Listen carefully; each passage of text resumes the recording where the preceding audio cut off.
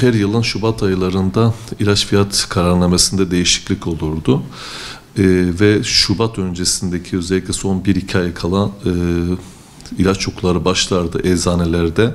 Hastalarımız bu noktalarda sıkıntılar yaşardı ama 2022'de bu sıkıntı o kadar yüksek oranlara çıktı ki enflasyonist ortamda ilaç fiyat kararnamesi Şubat'tan sonra gerek 22 Temmuz olsun gerek 15 Aralık'ta olsun 2 defa güncellendi ve ilaçlardaki euro kuru değiştirildi.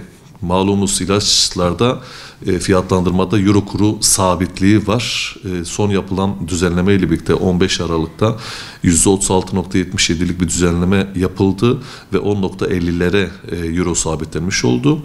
Mevcut euro kurunun 20'lerde olduğu bir yerde ilaçta dışarı bağımlı olan bir ülke olarak maalesef bu süreçte dışarıdan yeteri etken maddeyi ve ilaçları ülkemize getiremediğimiz için ciddi anlamda bir sıkıntı var.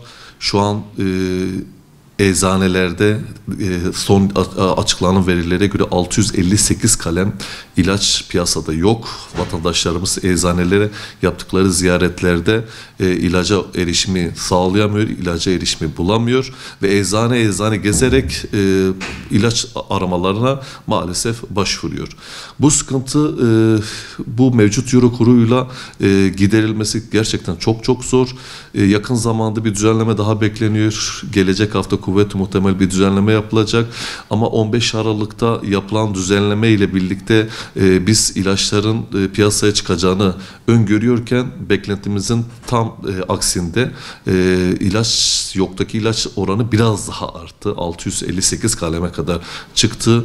Nedir bu ilaçlar? En basit ağrı kesicilerden tutun çocuk antibiyotiklerine kadar maalesef şu an piyasada yok.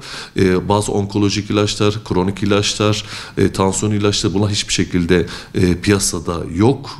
Hayati önem arz eden ilaçların piyasada olmaması vatandaşların yaşam kalitesi noktasında da ciddi sıkıntılar yaratmaktadır. Bir yıl boyunca euronun sabit kurla olması bu tip ilaç çoklarını maalesef piyasaya böyle bir sorun yaratıyor. Ondan dolayı mümkün mertebede sağlık otoriteleri yılda 4 defa bir araya gelip ilaçlarda indirim mi artış mı olayını reel bir şekilde tartışıp değerlendirip ona göre düzenleme yapmak zorundadır. Eğer bunu yapamazsak her yıl bu sıkıntıları yaşarız.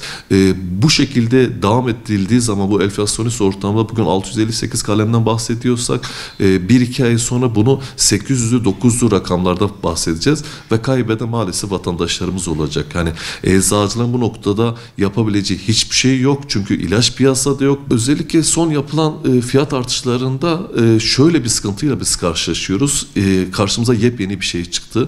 İlaç fiyat farkı adı altında hastadan aldığımız katılım payı dışındaki ekstra bir ücret olayı çıktı. Sigortalı oldukları halde, sosyal güvenceleri olduğu halde ilaç fiyatının çok büyük kısmını devlet veya kurum, SGK tarafından değil de vatandaşın kendi cebinden ödemesi ciddi anlamda sağlık alanında bir trajediye yol açmaktadır.